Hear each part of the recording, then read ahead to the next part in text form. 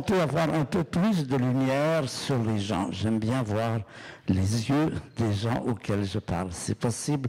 Encore un petit peu plus? Voilà, c'est très bien. Alors, effectivement, on va parler de cette théorie du Big Bang, mais je pense qu'une bonne idée, avant de parler de quelque chose qui est comme des réponses à une question, à des questions, c'est intéressant de se poser les questions, justement, qui précédaient, c'est-à-dire l'état dans lequel on était avant d'avoir ce qui paraît des réponses, comme nous dit Bruno, qui ne sont jamais définitives, mais c'est ce que nous avons de mieux. Alors, quelles sont ces questions? Je vais vous demander de ne pas faire de flash, s'il vous plaît, c'est très dur pour les yeux. Quelles sont ces questions? La première question, c'est la question qu'on se pose tous. Nous avons tous une expérience en commun, nous sommes nés un jour, nous avons vécu dans cet univers et nous nous posons des questions sur d'où je viens, qu'est-ce qui se passe, comment ça a commencé. C'est toujours le fameux problème des origines. Comment il se fait que je me trouve aujourd'hui dans la salle du Centre culturel de Florence, etc. Quels sont les antécédents? Et à cela, il y a effectivement, au cours des années, au cours des siècles, il y a eu beaucoup de possibilités, de recherches de réponses qui ont été adoptées. Certaines ont été montrées fausses, d'autres ne sont pas du domaine de ce qui nous intéresse. Évidemment, il y a des interrogations religieuses qui se posent depuis toujours, mais ça n'est pas notre sujet ici. Notre sujet, c'est qu'est-ce que la science, qu'est-ce que l'observation du monde, qu'est-ce que les théories qu'on en a fait peuvent nous dire aujourd'hui de quoi? Du meilleur choix.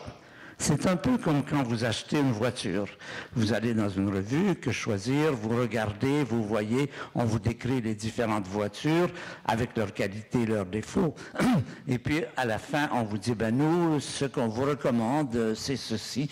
Vous êtes libre de choisir celle que vous voulez, mais notre meilleur choix, au sens de que choisir, c'est celle-là. Eh bien, il faut dire que dans toutes les théories scientifiques, il y en a plusieurs qui se présentent sur l'histoire du cosmos, sur qu'est-ce qui s'est passé dans le passé, sur comment nous en sommes arrivés à être ici aujourd'hui. Eh bien, le meilleur choix, je vous dirais, à 99,9%, c'est le Big Bang. Donc, c'est ça. Alors, ça n'est pas la vérité. Il faut bien ne pas confondre les affirmations religieuses et les affirmations scientifiques. La science ne vous dit pas « c'est ça, c'est terminé, faites-en un dogme ». Non. Elle vous dit aujourd'hui, au mois d'août 2014, avec ce que nous savons, le meilleur choix, et c'est provisoire, parce que je vais vous montrer plusieurs instances dans lesquelles on a pu montrer que certains événements pouvaient peut-être mettre en doute, notre ami nous en a dit 2 mots tout à l'heure, le meilleur choix, malgré tout cela, c'est la théorie du Big Bang. C'est celle que je partage aussi, mais ce n'est pas une question de croyance. Il ne s'agit pas de dire j'y crois, il s'agit de dire on m'a présenté les arguments et avec ma pensée rationnelle, mon sens critique, voici ce qui me paraît le plus acceptable. Donc mon but aujourd'hui, c'est de vous donner 10 raisons différentes de penser que le scénario du Big Bang est le meilleur choix. Voilà. Alors nous allons nous poser 2 questions différentes. Quelles sont les preuves de la valeur de cette théorie? Ça, je vais vous en donner 10, vous verrez. Mais on va poser une autre question. Supposons que nous adoptons le cadre de cette théorie. Supposons qu'on dit, d'accord, on fait confiance à la théorie. Cette théorie nous dit beaucoup de choses. Certaines peuvent être vérifiées, d'autres ne sont pas vérifiables directement. Alors, par exemple, cette théorie nous dit que dans le passé, l'univers était plus chaud. Aujourd'hui, l'univers est relativement froid. Comme vous savez, la température de l'espace interstellaire, intergalactique, c'est environ 3 degrés absolus, c'est-à-dire moins 270 degrés Celsius. Ça, c'est ce que donne la théorie et l'observation d'ailleurs. Et elle nous dit, dans le passé, c'était plus chaud. Mais alors, nous allons nous demander la question, oui, plus chaud, mais jusqu'à quelle température, puisque vous nous dites que le passé était plus chaud, Jusqu'à quelle température pouvons-nous affirmer, avons-nous des preuves que l'univers a été porté? Ça va être notre deuxième question. Jusqu'à quelle température peut-on affirmer que l'univers a été porté dans le passé? Et quelles sont les pièces à conviction, comme on dit en cours, monsieur le juge, les pièces à conviction? Qu'est-ce qui fait que je peux vous dire ceci? C'est parce que je peux vous apporter un fusil, quelque chose qui le prouve. Eh bien, quelles sont les preuves de cette affirmation? Alors, nous allons donc faire un voyage dans le passé.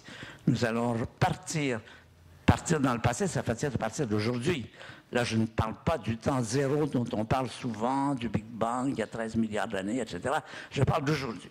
Et nous partons en exploration et nous allons nous dire, sur ce territoire, qu'est-ce qu'on peut apporter comme, on va appeler ça des fossiles cosmologiques, qui sont des preuves que l'on peut dire que l'univers a été jusqu'à au moins telle température, peut-être beaucoup plus chaud. C'est un petit peu comme ce que font les préhistoriens quand ils veulent étudier le passé de l'humanité sur la Terre. Comment vivaient les gens il y a 1 million d'années, 10 millions d'années. Les préhistoriens disent qu'ils peuvent nous renseigner là-dessus et ils le font avec quoi?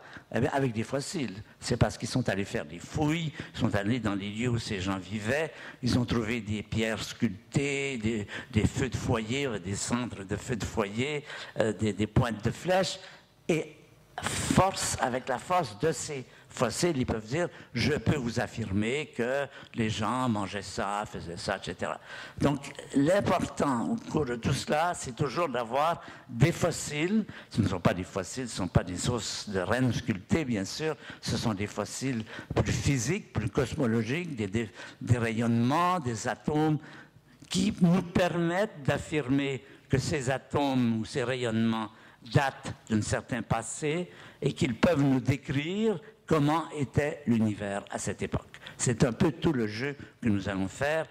Nous allons partir et nous allons faire une exploration du territoire du temps. On n'est pas dans un territoire comme dans un pays ou dans une géographie, on parle du temps.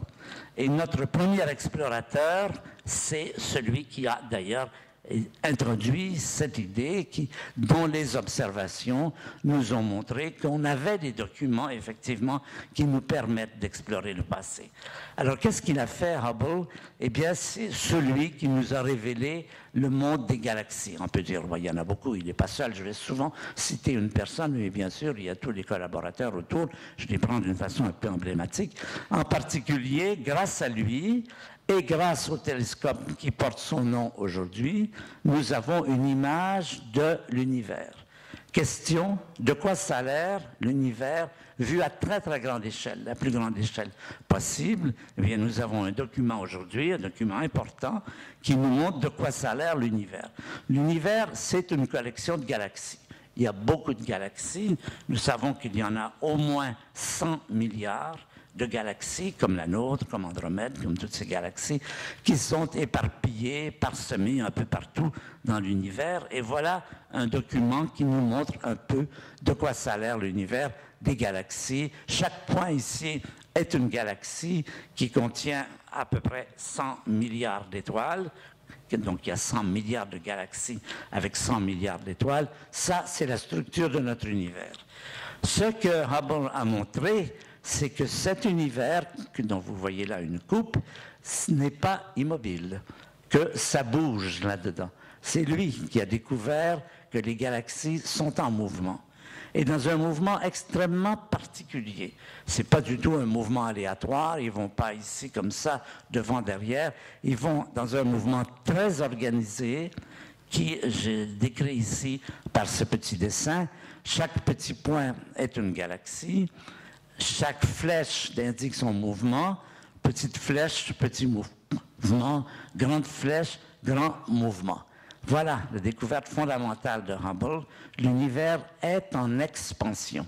Les galaxies ne sont pas fixes dans le ciel, mais s'éloignent, et ça s'éloigne de cette façon extrêmement particulière. À partir de nous, toutes les galaxies s'éloignent les unes des autres. Alors, n'en concluez pas que nous sommes le centre de l'univers. toutes les galaxies, les gens sur chacune de ces galaxies verraient la même chose. L'univers est en expansion, ça veut dire quoi? Ça veut dire exactement et seulement cela, toutes les galaxies s'éloignent les unes des autres et de cette façon très particulière que vous voyez là. Donc ça, c'est le premier message qui nous dit qu'il y a du mouvement dans l'univers et pas simplement du mouvement à notre échelle, mais du mouvement à l'échelle de l'univers, un mouvement organisé, et nous pouvons en conclure que le passé, les galaxies s'éloignent les unes des autres, d'autant plus vite qu'elles sont plus loin, et l'univers est en expansion, c'est-à-dire que le passé est différent du présent et sera différent de l'avenir. Ça veut dire qu'il y a une histoire. Il y a une histoire quand ça change. Pendant des milliers d'années, on a cru que tout cela était stable, immobile, c'était ce qu'affirmait Aristote, rien ne change. Nous savons qu'il avait tort, il y a du mouvement à l'échelle du cosmos. L'univers a une histoire. Je dirais que c'est peut-être la plus grande découverte de l'astronomie moderne, c'est que nous ne vivons pas dans un univers statique, mais dans un univers en mouvement, avec un passé, avec un avenir, et l'astrophysicien, évidemment, devient, comme son collègue le préhistorien, un historien, c'est-à-dire qu'il va raconter une histoire. Et cette histoire, c'est quoi? C'est la nôtre. Alors on peut dire que l'astrophysicien devient un autobiographe. C'est bien ça, le nom d'une personne qui écrit sa propre histoire, c'est un autobiographe. Nous écrivons notre histoire ancienne, qui est l'histoire du cosmos. Et là-dessus s'est bâtie la théorie du Big Bang, dont les principaux artisans, je vais vous montrer quels sont les principaux artisans, c'est d'abord Einstein, qui a fait la théorie de la relativité dans les années 1915. En 1920 et 30, Lemaître a mis ensemble les théories d'Einstein et les observations de Hubble pour faire la première version de la théorie du Big Bang, qui était, dont une amorce avait été faite auparavant par l'astrophysicien russe Friedman. Donc c'est ça l'histoire du Big Bang, c'est des observations, Hubble voit que les galaxies s'éloignent, des théories, Einstein écrit la théorie de la relativité. La théorie du Big Bang est fondée sur la théorie de la relativité, qui est une théorie de la gravitation, qui est la première théorie de la gravitation universelle. Newton s'était occupé des planètes, la Lune, les étoiles, le Soleil, les planètes, comment expliquer leur mouvement, mais il n'avait pas réussi à faire un modèle de gravitation appliquée à l'univers entier. Celui qui le fait, c'est Einstein, dans ces années-là, et puis Lemaître met ensemble les théories d'Einstein et la théorie et les observations de Hubble, et il en fait la première ébauche de la théorie du Big Bang. Alors, qu'est-ce qu'elle dit, cette théorie du Big Bang? Bien, justement, c'est là qu'on va essayer de voir quelle est sa valeur, quelles sont ses preuves. Elle dit que l'univers, d'une part, se refroidit. Pourquoi? Parce que Einstein vous dit que si vous avez des galaxies qui s'éloignent, c'est comme un gaz qui se détend, ça se refroidit. C'est ce qui se passe dans un frigo, c'est ce qui se passe dans une voiture. L'univers est quand même un immense gaz de galaxies, si on veut, ce qui veut dire que, comme il s'étend, l'univers se refroidit. Donc, ça veut dire que l'univers, dans le passé, était plus chaud. Et la question qui va se poser à nous, c'est plus chaud, mais jusqu'à quelle température a-t-il été? Alors là, les observations nous sont très utiles, sont fondamentales justement parce que par le fait que la lumière met du temps à nous arriver, quand nous observons loin, nous observons dans le passé, à la période où la lumière a été émise. Si la lumière a mis 1 million d'années à nous arriver jusqu'à nous, ça veut dire qu'on voit l'univers tel qu'il était il y a 1 million d'années. Ça veut dire que dans le passé, quand vous regardez loin, vous regardez tôt, donc vous avez comme une machine à remonter le temps, c'est formidable, tous les historiens aimeraient bien avoir une machine à remonter le temps, les astrophysiciens en ont une, c'est justement le fait que la lumière met du temps à nous arriver. Donc quand on observe loin, on observe tôt, on observe dense, ça veut dire quoi? Ça veut dire que comme les galaxies s'éloignent, ça veut dire que dans le passé, elles étaient plus rapprochées. Donc l'univers était plus dense. Et on observe chaud, parce qu'Einstein nous dit que dans un gaz qui se détend, la température baisse. Ça veut dire que quand vous remontez dans le passé, vous voyez l'univers plus chaud. Alors, on va se faire des petites cartes qui vont nous être très utiles, des petites cartes géographiques sur lesquelles on va inscrire les choses qu'on a pu rencontrer, les choses qu'on a pu conclure. Alors, dans cette carte, on va mettre le temps ici. Aujourd'hui, ça, c'est le temps, et ça, c'est le passé. Je n'ai pas mis le Big Bang, là. Je ne sais rien du Big Bang pour l'instant. Tout ce que je sais, c'est que je vais remonter le temps et voir quels sont les guides qui vont me permettre. Alors, si je remonte le temps, je sais que la température augmente. Donc, la température part comme ceci. Nous savons la température aujourd'hui, 2,7 degrés, 3 degrés, disons. Et nous savons que les galaxies s'éloignent. Ça, c'est la distance entre deux galaxies. Ça veut dire que R, c'est la distance entre deux galaxies. Si les galaxies s'éloignent, ça veut dire que dans le passé, ils étaient plus rapprochés. Donc voilà notre carte géographique sur laquelle on va inscrire ce qu'on va observer. Première chose, on va partir de ce fait que dans l'univers, l'espace était plus chaud. Et on va se faire un test de la théorie. On va voir si la théorie est un test qu'on va se trouver, c'est ceci. L'univers était plus chaud. Est-ce que dans le passé, l'espace était plus chaud? Le test, c'est de dire, si on trouve dans le passé des objets, des espaces, des températures de l'espace qui sont moins chaude que celle qui est prévue, ce sera un problème pour la théorie. Vous voyez, une théorie doit être cohérente avec ce qu'elle affirme. Or, on n'observe pas d'astres plus froids que l'espace intergalactique. Ça, c'est le premier fossile. C'est un fossile en négatif, bien sûr. Donc, on va ici mettre sur notre diagramme, ça c'est aujourd'hui, on remonte dans le passé. Ça veut dire que la température, l'univers était plus chaud dans le passé, ça veut dire qu'on ne doit trouver aucun point ici. Parce que si on trouvait un objet, une galaxie, là, ça serait en contradiction avec ce qu'affirme la théorie, qui affirme que l'univers se réchauffe quand on va vers le passé. En fait, nous avons beaucoup d'observations. Vous voyez, tous ces points ici, ce sont des observations. Nous n'avons jamais trouvé une observation ici. Une seule mesure dans cet espace prouverait qu'il n'est pas vrai de dire que l'univers se réchauffe, donc il serait contraire à la théorie. On va avoir 2-3 exemples comme ça de tests par l'absence. Un seul point suffirait à remettre en question, on n'en voit pas, ça colle. Donc c'est un premier fossile qui est bien expliqué. Va intervenir maintenant un autre astrophysicien important qui s'appelle Georges Gamow, que j'ai eu comme professeur quand j'étais étudiant aux États-Unis, et qui était un professeur qui racontait beaucoup d'histoires. Il commençait toujours par nous raconter une histoire drôle, enfin, pas toujours très drôle, et nous, on riait poliment, pendant que lui, qui ses propres histoires amusait beaucoup, riait, et on attendait poliment que M. Georges Gamow ait terminé de raconter ses histoires. C'est un des grands génies de la physique contemporaine et de l'astrophysique contemporaine qui, lui, parmi les premiers, a pris au sérieux la théorie du Big Bang, qui était très impopulaire dans les années 20, 30 ou 40 parce qu'elle avait des résonances bibliques. Et beaucoup de gens disaient, vous n'allez pas nous casser les pieds avec vos résonances bibliques, d'autant plus que le pape en avait parlé d'une façon positive. Elle a été vraiment mise d'une façon très sceptique. Gamow disait qu'on aime une théorie ou qu'on ne l'aime pas, qu'elle ait des résonances bibliques ou elle n'en ait pas, ça n'a aucune importance. L'important, c'est de savoir est-ce qu'elle peut se défendre, est-ce qu'elle a des preuves en sa faveur. Et il a dit, bon, très bien, prenons-la au sérieux. Prenons au sérieux cette théorie que l'univers était plus chaud dans le passé. Alors ça veut dire que si on recule dans le temps, on va arriver à un moment où l'univers va être extraordinairement chaud, un immense flash de lumière. En termes de physique, on dit que la densité lumineuse va être beaucoup plus grande que la densité de matière.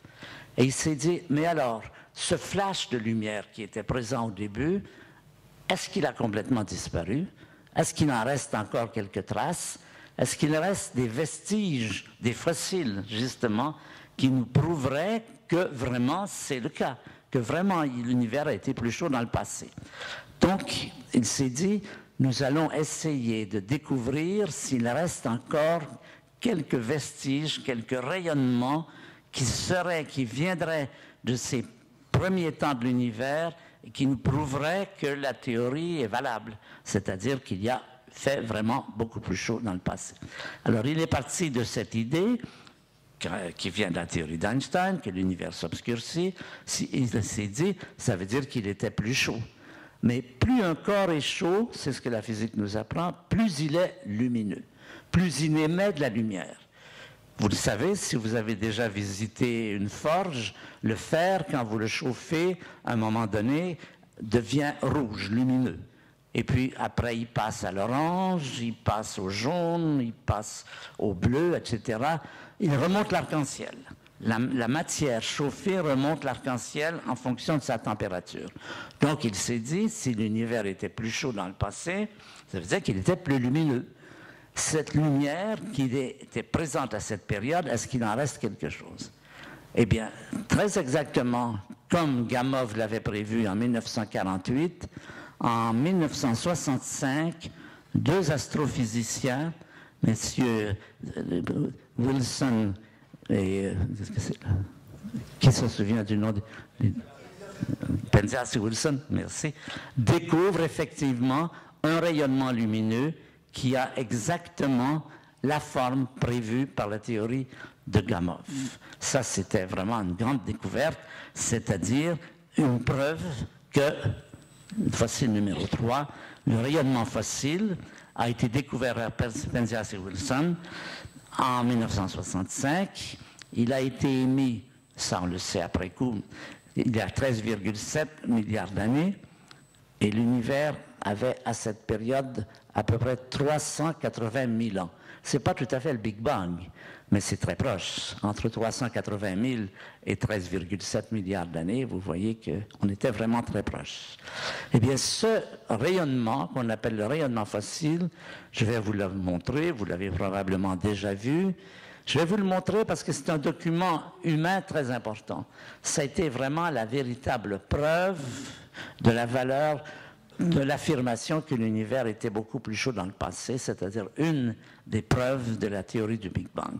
Ce que je vais vous montrer, c'est un document qui est en fausse couleur, parce que c'est un rayonnement qui n'est pas visible à l'œil, mais il est détectable avec des radiotélescopes, avec des radars. À cette période, on faisait les premiers radars. Mais l'image que vous voyez donc est en fausse couleur. Ce qui est vrai, ce qui est valable, ce qui est important, ce qui en fait un des documents les plus importants de l'astrophysique contemporaine, c'est que le dégradé que vous allez voir est réel. Vous allez voir comment était l'univers quand il avait 380 000 ans. À cette période, il était déjà beaucoup plus chaud, il faisait 3000 degrés déjà. Et ce que vous allez voir, c'est un peu l'univers, c'est les germes de ce qui va devenir des galaxies et des étoiles. Ce document, aujourd'hui, nous le connaissons, nous l'avons étudié avec beaucoup de projets, dont plus récemment le projet Planck, qui nous a donné l'image la plus détaillée que nous ayons, et qui est vraiment ce qui nous dit, c'est l'image la plus valable de ce qu'était, ce qu'il y avait à cette période et comment l'univers était à cette période et qui correspond bien à la théorie du Big Bang. Alors voilà ce document. Ce document, donc les couleurs ne sont pas vraies, mais les dégradés sont vrais et les petits points bleus que vous voyez, les petits points bleus et rouges sont des germes de galaxies ou des espaces sans galaxies et c'est ça qui va donner lieu à toute cette moisson de galaxies que vous avez vues dans une des premières images. Alors, ce document est, voilà, encore une des preuves d'un des fossiles de l'univers. Et ce document,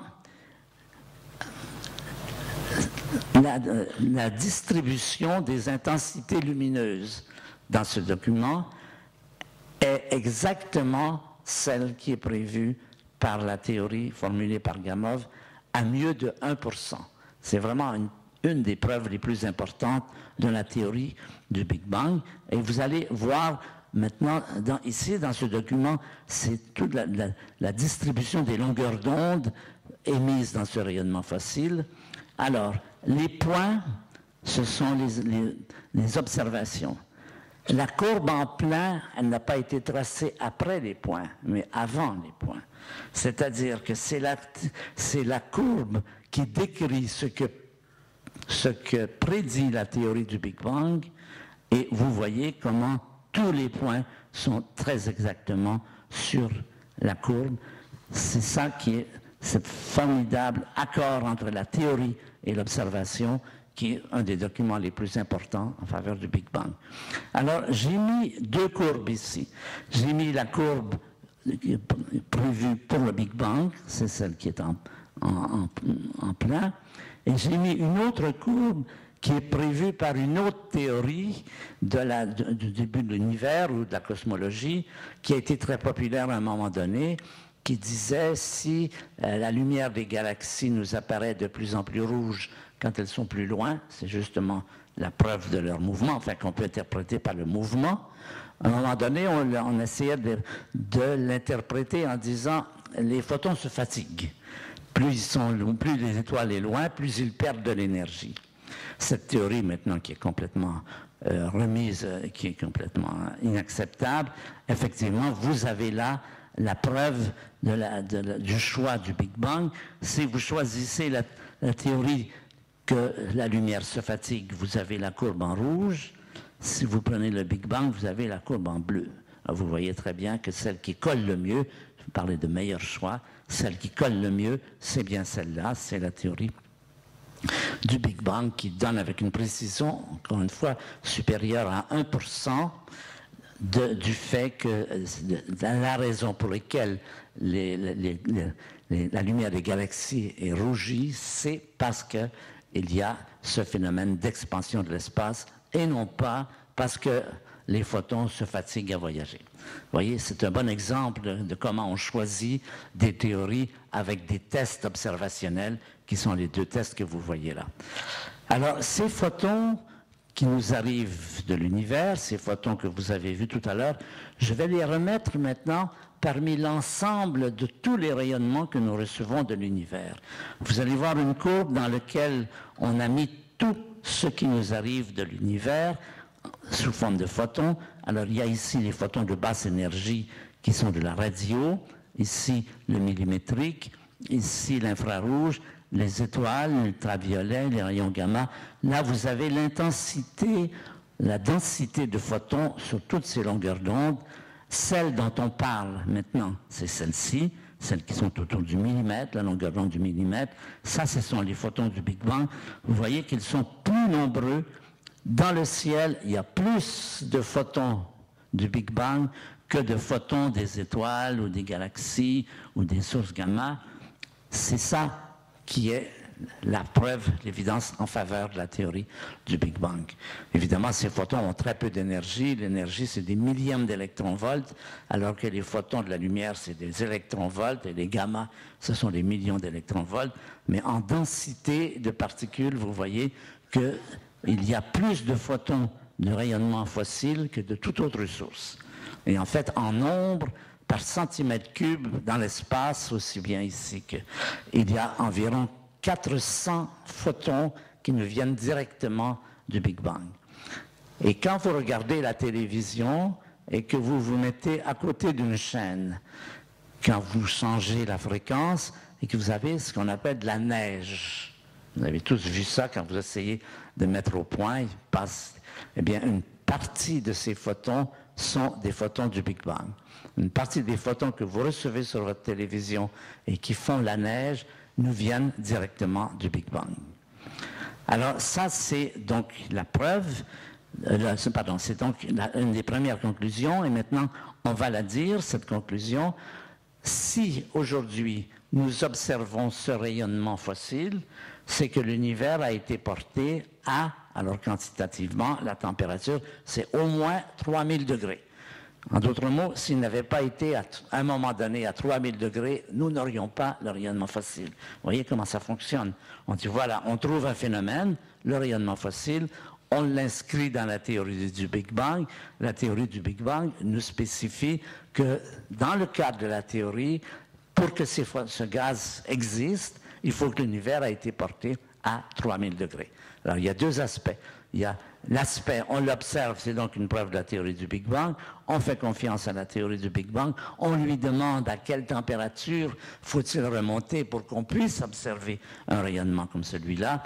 Et elle nous répond 3000 degrés. Et quand? Eh bien, ça veut dire qu'il a été émis à une période qui est de 380 000 ans après le Big Bang. Vous voyez comment on va remonter comme ça dans le temps et qu'on va pouvoir avoir des preuves différentes que l'univers a été... Alors, je l'ai remis ici. La conclusion, c'est pour expliquer l'existence du rayonnement fossile, il faut admettre que l'univers a été porté à plus de 3000 degrés. N'importe où, mais au-dessus de ça. Et on va revenir à notre petite carte, et on va inscrire ça sur notre paysage, sur notre carte. Alors, nous avons toujours aujourd'hui, nous remontons, il faut remonter jusqu'à au moins 3000 degrés pour pouvoir expliquer ce rayonnement fossile. Alors maintenant, nous allons prendre un autre fossile qui est celui de la présence dans l'univers d'un élément qui s'appelle l'hélium. L'hélium, il y en a partout, il y en a dans les étoiles, il y en a partout, il n'y en a pas beaucoup. L'univers est composé en grande partie de 75% d'hydrogène, 75% de l'hydrogène et 25% de l'hélium. Cet hélium a été produit par des réactions nucléaires qui ont eu lieu quand l'univers était très chaud, par la fusion nucléaire de l'hydrogène. C'est ce que fait le Soleil d'ailleurs. Le Soleil produit sa lumière justement en faisant une fusion de l'hydrogène en hélium. Pour avoir des réactions nucléaires capables de transformer de l'hydrogène en hélium, il faut que la température ait été au moins de 10 milliards de degrés. 10 milliards de degrés, c'est la température à laquelle, c'est ce qu'essaie de faire ITER, le projet ITER à Cadarache, c'est ce qu'essaie de faire tous les gens qui font de la fusion contrôlée. Pour arriver à transformer l'hydrogène en hélium, il faut au moins 10 milliards de degrés. Donc, ici, la conclusion va être que puisqu'il y a de l'hélium, et on va montrer que c'est la bonne quantité d'hélium, alors il faut que l'univers ait été porté à au moins 10 milliards de degrés. C'est-à-dire, c'est ce qu'on va appeler la nucléosynthèse primordiale. Quand l'univers était très chaud lors de ces températures, une partie de l'hydrogène s'est transformée en hélium. Et on va maintenant regarder comment était l'univers avant la première formation des étoiles. Ce sont les étoiles qui ont fait les éléments, on le sait maintenant, le carbone, l'azote, l'oxygène. L'hélium, ces 25% existaient déjà avant la formation des premières étoiles. Ça, on peut l'observer. Donc, on en fait un autre fossile, c'est-à-dire les cendres. Quelles sont les cendres? Qu'est-ce qui reste de ce brasier très intense du début? Et nous allons essayer... Nous allons parler de la soupe atomique prégalactique. Ça veut dire quoi? Ça veut dire la quantité d'éléments, la distribution, la composition du gaz avant que les étoiles fassent leur contribution. Cette soupe, nous la connaissons maintenant. Nous avons des données qui nous permettent de voir quelle était la composition du gaz avant les premières étoiles. Il y avait 4 éléments. Le deutérium, qui est un hydrogène lourd, l'hydrogène léger évidemment, l'hydrogène lourd, 2 héliums et 1 lithium. C'était les seuls atomes qui étaient présents dans l'univers avant les étoiles. Et là, un certain nombre de personnes, comme je vais vous montrer, qui ont réussi à expliquer, à comprendre comment il se fait qu'il y avait dans l'univers à cette période ces éléments. Il y a Johannes Geis, qui est celui qui a le premier qui a mis une pièce d'aluminium, qui a convaincu les cosmonautes d'aller porter une pièce d'aluminium sur la Lune. Ils ont laissé pendant un certain temps. Et cette pièce d'aluminium, comme la Lune n'a pas d'atmosphère, comme elle n'a pas de champ magnétique, elle reçoit directement ce qu'on appelle le vent solaire, c'est-à-dire les atomes qui nous viennent continuellement, le Soleil nous émet continuellement un flux qu'on appelle le vent solaire qui ne nous arrive pas à la Terre parce qu'il est dévié par le champ magnétique et qu'il est absorbé par l'atmosphère.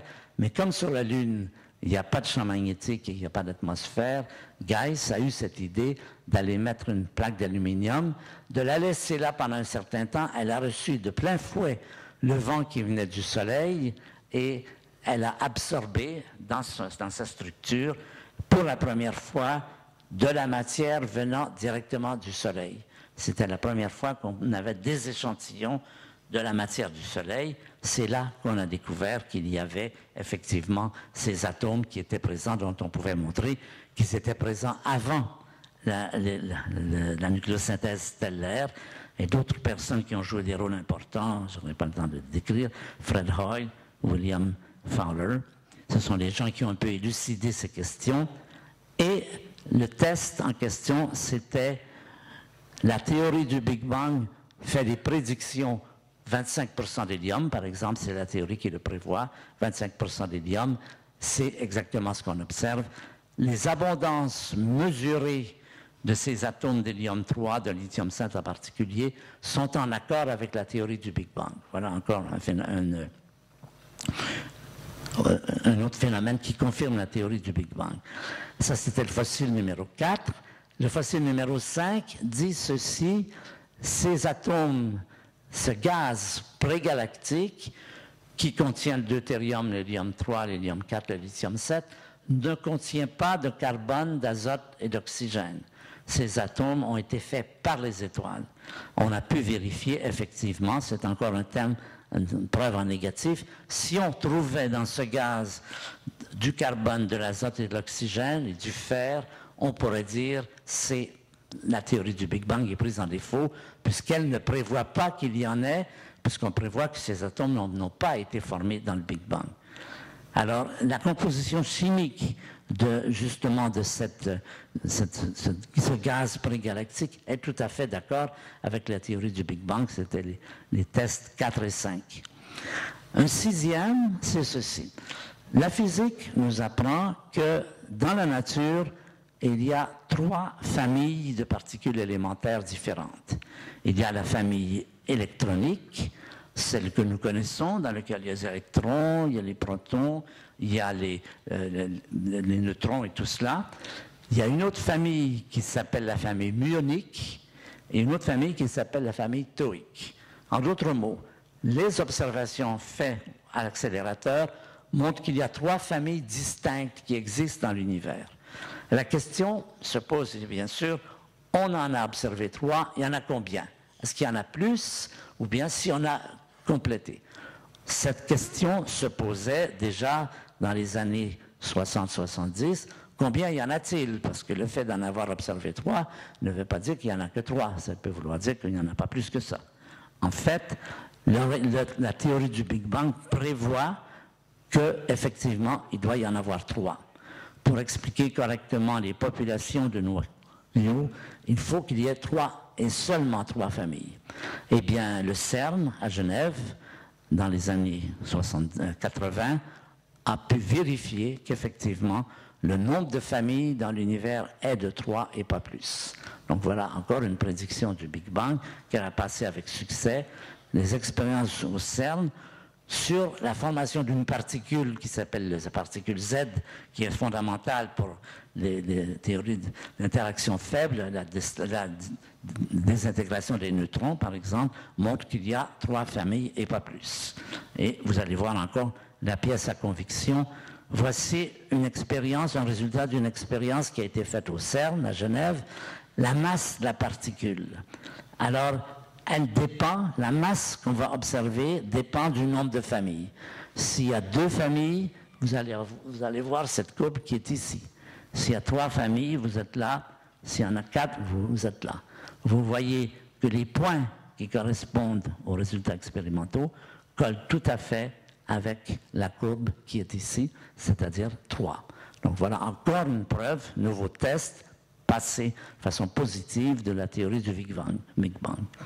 Conclusion, la conclusion de ces 3 fossiles, c'est que le cosmos a été porté à au moins 10 milliards de degrés. Sinon, on ne comprend pas ces trois observations que je viens de faire. Ce sont les conclusions de la nucléosynthèse primordiale. Alors, nous les amenons également sur notre petite carte et nous disons, à une température de 10 milliards de degrés, nous avons ici la preuve que l'univers a été porté à cette température. Avant cette température, il n'y avait que des protons et des neutrons. Là a lieu la nucléosynthèse primordiale et après, il ne reste que ces éléments deutérium, hélium 3, lithium 7. Il n'y a pas de carbone, d'oxygène et d'azote fabriqués par cette nucléosynthèse primordiale. C'est plus tard les étoiles qui vont fabriquer tout cela. Alors, on continue. Nous allons avoir encore d'autres fossiles. Un des premiers fossiles, encore un fossile important, c'est que nous vivons dans un monde dans lequel il y a deux types de matière. Il y a ce que nous appelons la matière et l'antimatière. C'est quoi l'antimatière? C'est par exemple, pour chaque électron négatif, il y a un électron positif qu'on appelle le positron. Pour chaque quark, il y a des antiquarks. La matière se présente sous deux formes différentes. C'est ce qu'on voit très bien dans les accélérateurs. On fabrique de la matière et de l'antimatière qui sont tout à fait symétriques. Dans notre monde, nous voyons beaucoup de matière. Nous sommes faits de matière, mais nous voyons très peu d'antimatière. L'antimatière, on en fabrique au laboratoire. Le CERN et autres accélérateurs fabriquent des faisceaux d'antiélectrons, d'antiprotons, mais dans la nature, il n'y en a pratiquement pas. Question, pourquoi l'univers est-il fait seulement de matière et pourquoi il n'y a pas d'antimatière alors que au laboratoire, on fabrique toujours autant de matière que d'antimatière? Pourquoi notre univers est-il biaisé du côté matière que la matière, il y en a à profusion, l'antimatière, on en fabrique un peu au laboratoire à grands frais. Ça, c'est une question à laquelle on se pose depuis longtemps. C'est l'absence d'antimatière dans le cosmos. Ça va devenir notre fossile numéro 7. Là, à nouveau, nous avons des observations, mais obtenues avec les grands accélérateurs. Et la réponse, c'est que, c'est ce que nous donne la physique aujourd'hui, matière et antimatière qui ont l'air tout à fait parallèles, miroirs, comme on dit, sauf que les charges sont inversées, et n'interagissent pas tout à fait de la même façon. Il y a une petite différence dans le mode d'interaction avec le restant de la matière et de l'antimatière, et que cela serait l'explication, pas encore totalement confirmée, mais vraisemblable, du fait qu'il n'y ait si peu d'antimatière dans notre univers. Ça, c'est le fossile numéro 7. Le fossile numéro 8, maintenant, c'est que nous savons que dans l'univers, il y a des électrons et des protons. Les électrons sont chargés négativement, les protons sont chargés positivement. La charge du proton et la charge de l'électron, au signe près, bien sûr, mais la valeur de ce nombre est exactement la même avec une précision fantastique. Toutes les expériences qui ont été faites pour essayer de voir s'il y a une différence aussi minime qu'elle soit entre la charge électrique du proton et la charge électrique de l'électron, au signe près, ont toujours donné 0. Comment se fait-il que le proton et l'électron aient exactement la même charge? Eh bien, c'est encore un de ces fossiles qui va trouver une explication dans le sens du Big Bang. Ça va s'expliquer par un phénomène que je vais développer un peu, qui s'appelle l'unification des forces. C'est un phénomène qui raconte un peu l'histoire de la physique depuis un siècle. On va dire que deux forces sont unifiées si, en fait, elles sont non pas des forces différentes, mais des manifestations d'une même force. Ce sont qui ont été pensées longtemps comme des forces différentes et qui, en fait, on a pu prouver, ne sont pas des forces différentes, mais des manifestations différentes de cette même force. Le 19e siècle est un peu l'exemple typique. Au début du 19e siècle, on connaît l'électricité et on connaît le magnétisme, et on pense qu'il y a la force électrique et la force magnétique. Tout le 19e siècle, Ampère, ça se termine avec Maxwell à la fin du 19e siècle, montre que c'est la même force. L'unification de la force électrique et de la force magnétique va s'appeler la force électromagnétique, donc c'est une seule force. Ça, c'est un premier exemple d'unification de force. Il y a eu un second exemple au XXe siècle, dans les années 1970-72. Là, il y avait deux forces, encore, maintenant la force électromagnétique, et une autre force qui est responsable de la désintégration des neutrons, qui est la force faible. On va montrer que ces deux forces sont également une seule force, pas tout à fait, mais presque, qu'on va appeler la force électrofaible. Ça va continuer. Maintenant, on va essayer d'unir deux forces, la force électrofaible, dont on vient de parler, avec une autre, qu'on appelle la force nucléaire, qui est la force qui tient les noyaux ensemble, les protons et les électrons ensemble. Et on va montrer qu'il y a ce qu'on appelle une grande unification, qu'à des températures très élevées, de l'ordre de 10 puissance 15 degrés, vous voyez qu'on monte en quantité, ces deux forces n'en forment qu'une seule, et on va montrer comment elles ont la même intensité, c'est-à-dire il y a une seule force. Alors dans ce diagramme, vous avez également, ça c'est des températures, ça c'est température 10 puissance 10 degrés, jusqu'à 10 puissance 32 degrés. Alors voilà l'intensité de la force nucléaire, voilà l'intensité de la force électrofaible, et on voit que les deux se rejoignent autour de 10 puissance 15 degrés. Alors on parle de grande unification, mais ce n'est pas un succès total, parce qu'il reste la gravité. Jusqu'ici, personne n'a pu compléter ce rêve. Le rêve, ce serait de dire que les quatre forces que nous connaissons, la force électromagnétique, la force nucléaire faible, la force nucléaire forte et la force de gravité sont quatre forces, sont une seule force. Ça, c'est le grand rêve des physiciens. Ce n'est pas encore acquis, mais pour ces trois-là, on a montré que c'était la même force. Alors, qu'est-ce que ça fait? Qu'est-ce que ça nous dit que ces forces-là soient une seule? Eh bien là, ça devient un petit peu mathématique. Là, vous pouvez fermer les oreilles pour quelques instants. Il y a une théorie de la physique qui explique très bien le comportement de cette unification. Et ce sont des théories qu'on appelle des théories de jauge, c'est-à-dire des théories de groupe. Ces théories de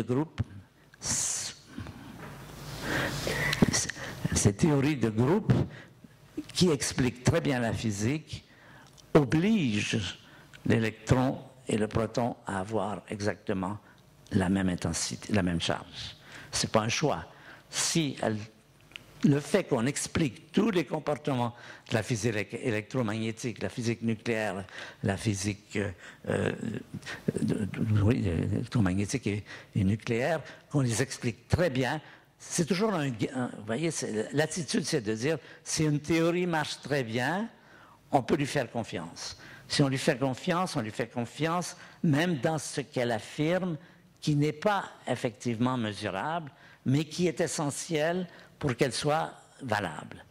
Eh bien, cette théorie de groupe oblige le proton et l'électron à avoir exactement la même charge, mais zéro différence. Pas un millième, un milliardième. Les théories s'effondrent si les deux charges ne sont pas identiques. De cette théorie, nous avons eu récemment une grande confirmation, c'est celle des bosons de Higgs. Les bosons de Higgs qui ont été observés au laboratoire ici à Genève en 2012, ces théories sont aujourd'hui confirmées par le fait que ces théories exigent l'existence d'une nouvelle particule qu'on appelle le boson de Higgs, qu'on ne connaissait pas, mais on supposait, on espérait qu'elle existait, parce que si elle n'existait pas, ça causait beaucoup de problèmes. On l'a détectée. Ça confirme quoi? Ça confirme les théories de jauge, les théories de groupe. Et les théories de groupe imposent que la charge de l'électron et du proton soit exactement la même. pourvu, et cela nous indique que la température a été jusqu'à des valeurs où effectivement ces forces-là étaient exactement égales, que les forces étaient les mêmes, les charges sont égales, et ces températures sont donc de 10 puissance 15 degrés. Alors maintenant, voilà un autre fossile. Autre fossile, vous voyez, on se sert de tout ce qu'on trouve. On regarde dans l'univers, on voit qu'il y a des photons et il y a des électrons. Alors on se demande combien y a-t-il de photons par électron? Quel est le rapport de la population de photons et d'électrons? La physique, c'est beaucoup ça, c'est d'expliquer des chiffres. Nous observons qu'il y a 3 milliards de photons par électron dans le cosmos. C'est une observation. Pour le physicien, une observation, un chiffre, ça exige une explication. Pourquoi 3 milliards plutôt que n'importe quoi? De même, toutes les observations que nous faisons, pourquoi la lumière va-t-elle à 300 000 km par seconde? Il doit y avoir une explication. On ne la connaît pas, ça fait partie des théories de la physique. Pourquoi l'électron est-il 1836 fois plus léger que le proton? Voilà encore des questions qui se posent et auxquelles nous n'avons pas de réponse pour l'instant. Je vous donne des exemples de phénomènes que nous pouvons expliquer, dont nous pouvons expliquer le nombre par d'autres phénomènes. Eh bien, nous savons, alors là, c'est un autre sujet que je ne développerai pas complètement, qui est ce qu'on appelle une autre découverte importante de la physique, ce qui s'appelle les paramètres fertiles. Ça veut dire quoi? Ça veut dire que on fait des modèles d'univers. Aujourd'hui, les astrophysiciens s'amusent à faire des modèles jouets d'univers. Ça veut dire quoi? Ça veut dire qu'ils se mettent dans le Big Bang, ils spécifient quelles sont les lois qui vont décrire le comportement de la matière et ils font évoluer, avec une mémoire énorme, l'univers. Ils s'aperçoivent qu'effectivement, l'univers se comporte comme celui que nous connaissons. Il se refroidit, il est en expansion, il est de plus en plus dilué, de plus en plus froid, de plus en plus... Mais on s'aperçoit que cela dépend beaucoup du choix des conditions initiales, c'est-à-dire des lois. Il faut par exemple dire, au début, on va mettre les 4 lois, loi de la gravité, la loi de l'électromagnétisme, la loi du nucléaire, et on s'aperçoit que quand on change un peu la valeur de ces lois par rapport aux valeurs qu'elles ont, on mesure la constante de gravité de Newton, la constante électromagnétique, on s'aperçoit que les univers se déroulent exactement comme prévu, se refroidissent, mais il y a une différence fondamentale, c'est qu'il ne se produit pas de galaxies, il ne se produit pas d'étoiles, il ne se produit pas de planètes, donc il ne se produit pas d'atomes, donc pas de vie. C'est ce qu'on va appeler des univers stériles. Quand on modifie un peu les lois de la physique, qu'on inclut dans notre modèle, on arrive à des univers stériles. On s'aperçoit qu'il faut choisir très bien les nombres, les intensités électromagnétiques nucléaires et faibles pour obtenir des galaxies, des étoiles, des planètes comme la nôtre, de la biologie et tout cela. C'est-à-dire, les paramètres fertiles, ce sont ceux qui permettent la complexité et la vie. Alors ça, c'est un grand sujet de discussion aujourd'hui autour de ce qui s'appelle le principe anthropique, qui dit exactement ceci. Je dirais comme ceci. Qu'est-ce que ça signifie? Je ne donnerai pas de réponse, j'en ai pas. Qu'est-ce que ça signifie, le fait que les lois de la physique qui régissent notre univers sont exactement les lois de la physique qui sont nécessaires pour qu'il y ait des gens qui se posent des questions? Voilà, c'est ça le principe anthropique. Quelle est la relation entre le questionnement, l'existence de quelqu'un qui peut poser des questions? Alors évidemment, il y a des tas de débats, on a parlé de multi-univers, qu'il y aurait des quantités d'univers parallèles, c'est un débat qui fait rage dans le domaine des astrophysiciens. Je n'ai pas de réponse personnellement, je ne crois pas beaucoup au modèle de multivers, je crois que c'est une invention, c'est un peu une pirouette pour éviter de se poser la question, mais qu'est-ce que ça veut dire? Alors, je ne me mets pas sur le plan religieux. Chacun d'entre vous a ses convictions religieuses. Vous l'interprétez comme vous voulez. La science, c'est fait pour donner des faits, sur lesquels ensuite chacun réfléchit et donne ses conclusions. Mais les faits, il faut les voir, indépendamment du fait qu'on aime les conclusions ou non. Et les faits sont là, les paramètres qui font que le fait que les lois qui correspondent à la formation d'un univers fertile sont exactement les lois qui décrivent le monde d'aujourd'hui, c'est un sujet important et je crois que ça vaut la peine d'y réfléchir. Voilà, donc je termine la discussion qui pourrait avoir des implications religieuses. Ça n'est pas mon propos, c'est chacun d'entre vous d'en décider. Mais le fait qu'il y ait 3 milliards, alors je reviens en arrière pour me résumer, voilà un fait. Il y a 3 milliards de photons par électron dans le cosmos, ça c'est un fait. Deuxième fait, c'est exactement ce qu'il faut pour qu'il y ait de la complexité. Voilà. Donc ça c'est... Alors, quelle est maintenant la conclusion des fossiles 7, 8 et 9?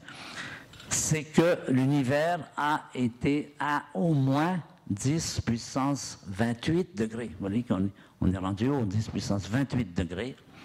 Et cela à une période, ben c'est court, hein, 10 puissance moins 29 secondes. Vous voyez qu'on est remonté très loin dans le passé.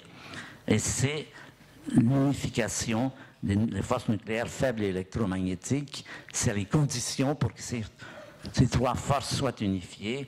Et comme c'est le cas, ça peut s'appeler un fossile.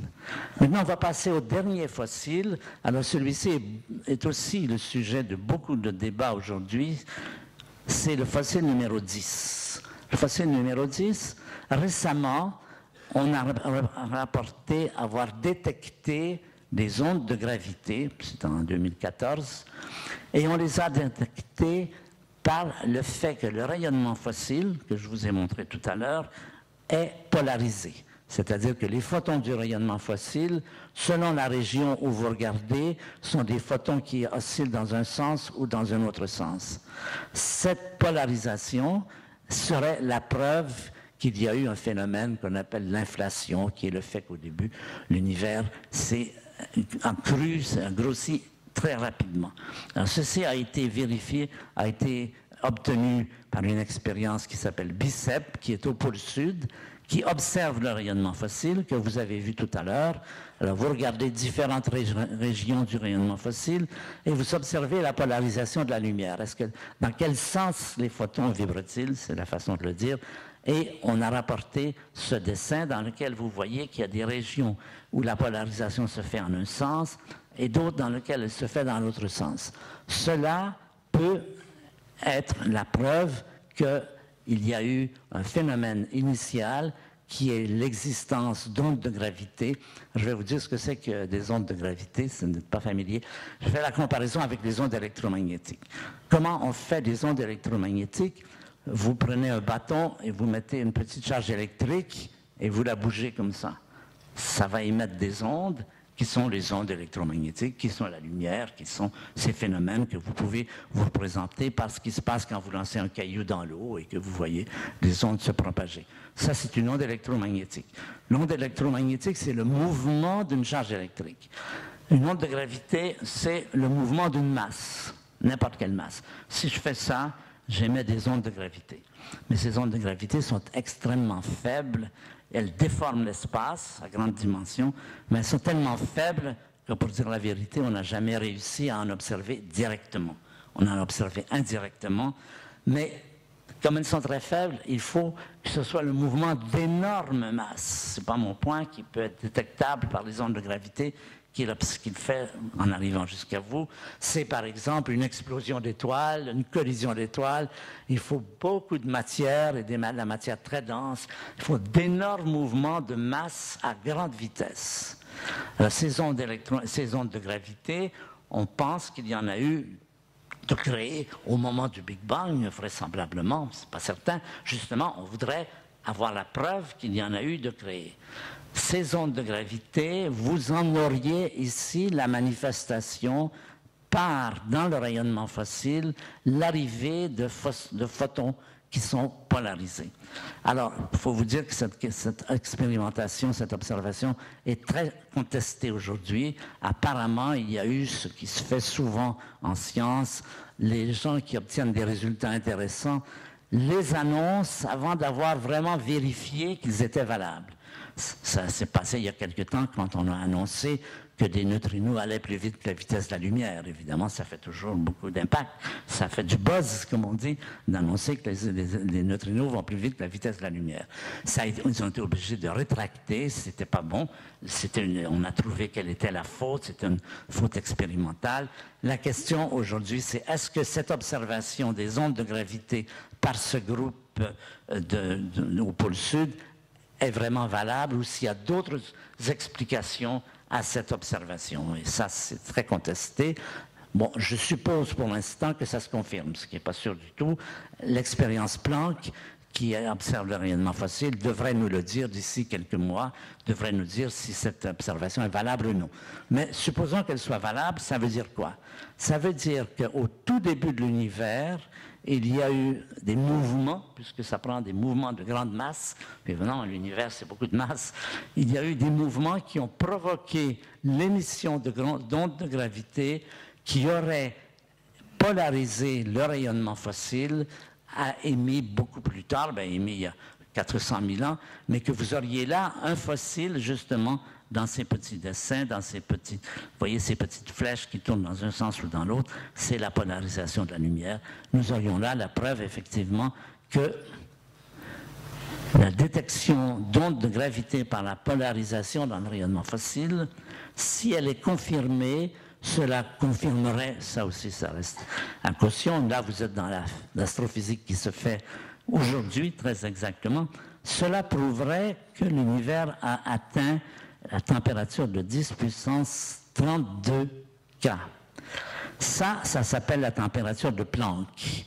Cette température de Planck, qu'est-ce que c'est que la température de Planck? Alors voilà, sur notre dessin, ce que ça va donner. Ce qu'on appelle le mur de Planck, c'est quand on atteint 10 puissance 32 degrés. Et alors, qu'est-ce que c'est que le mur de Planck? C'est ceci. Si, dans des conditions où la matière atteint ces températures, et cela dans le Big Bang, c'est 10 puissance moins 43 secondes, c'est un endroit où notre physique s'effondre, où les lois de la physique que nous connaissons ne sont plus valables, où les concepts même favoris, chéris des physiciens, qui sont le temps, l'espace, la température, l'énergie, tous ces concepts ne sont plus valables, ne s'appliquent plus. Nous ne savons rien, nous ne connaissons absolument rien du comportement de la matière qui atteindrait de telles températures. C'est pour ça qu'on appelle le mur de Planck. C'est Max Planck qui est le premier au début du siècle à montrer que dans ces conditions, nous arrivons à quelque chose d'important sur le plan de la physique. Et ce quelque chose d'important, c'est essentiellement cela. C'est la limite de la connaissance. C'est l'horizon de la connaissance. Nous ne pouvons rien dire aujourd'hui. Il n'y a aucune théorie qui peut décrire quel est le comportement de la matière qui se trouverait à de telles températures et à de densités équivalentes. Donc, en résumé, nous revenons à ceci, nous avons fait l'ascension du territoire du passé. Alors nous sommes reculés jusque-là. Nous avons trouvé à 3000 degrés nécessaires pour le rayonnement fossile, 10 millions de degrés pour les cendres du Big Bang, 10 puissance 15 degrés pour ces questions de l'égalité des charges du proton et de l'électron, 10 puissance 24 degrés, excusez-moi, 10 puissance 24 degrés. Et nous aurions atteint, si cette expérience est confirmée, nous aurions maintenant la preuve que l'univers a été au voisinage de la température de Planck, c'est-à-dire de la limite de ce que nous pouvons connaître. Alors donc le mur de Planck, c'est ceci. Et question avant. Alors vous avez compris pourquoi on ne peut rien dire sur ce qu'il y avait avant. Les gens qui parlent d'avant le Big Bang n'ont aucun document. si vous n'avez aucun document, vous ne pouvez rien dire. C'est comme un préhistorien qui voudrait dire comment vivaient les hommes à une période sans apporter la moindre preuve. En l'absence de fossiles, on ne peut rien dire. On ne peut même pas dire si le temps existait avant. Puisque si on dit que le temps existait avant, ça veut dire dans une période où le concept de temps ne veut plus rien dire. Donc cette phrase-là même reste incertaine. Il y a pour le moment rien qui nous permette d'aller au-delà de cela. C'est notre limite. Mais encore une fois, toutes les théories de la physique sont provisoires. Les théories peuvent changer. On apprendra certainement autre chose plus tard. Personne ne peut savoir. À la lumière de ce que nous connaissons aujourd'hui, vous avez compris, par le fait que la théorie a répondu présente aux 10 questions qui sont les 10 fossiles que j'ai présentés, qu'elle soit évidemment le meilleur choix, mais encore une fois, toujours faire la distinction, ça ne veut pas dire que c'est la vérité. En science, il n'y a pas de vérité. Il n'y a que de la plausibilité, que à la lumière de ce que nous connaissons, le choix en particulier de cette théorie est le meilleur choix, mais que cela est provisoire et que c'est vrai pour aujourd'hui, en août 2014, et le restant, c'est affaire à suivre. Merci.